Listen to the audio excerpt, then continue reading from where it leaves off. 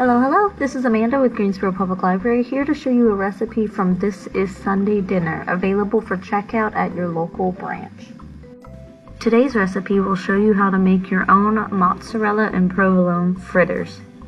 For the ingredients, you will need mozzarella cheese, provolone cheese, unbleached flour, eggs, breadcrumbs, and vegetable oil.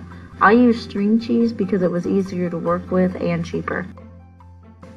First, coat your cheese in flour and then dip the cheese in the egg and roll in the breadcrumbs. I recommend dipping in the egg and rolling in the breadcrumbs twice for a good double coating.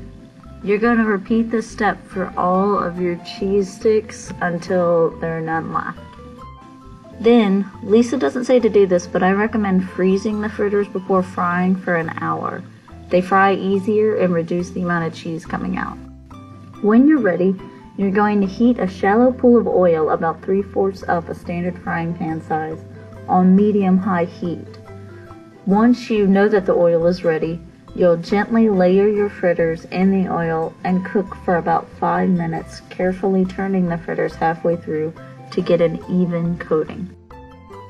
Once the fritters have been fried and crisp and are nice and brown on each side, you're going to grab a paper towel plate to drain the excess off of the fritters. Some of the cheese may have oozed out during the frying process, and that's totally fine. It's not really going to affect the taste, and you might even like the fried cheese.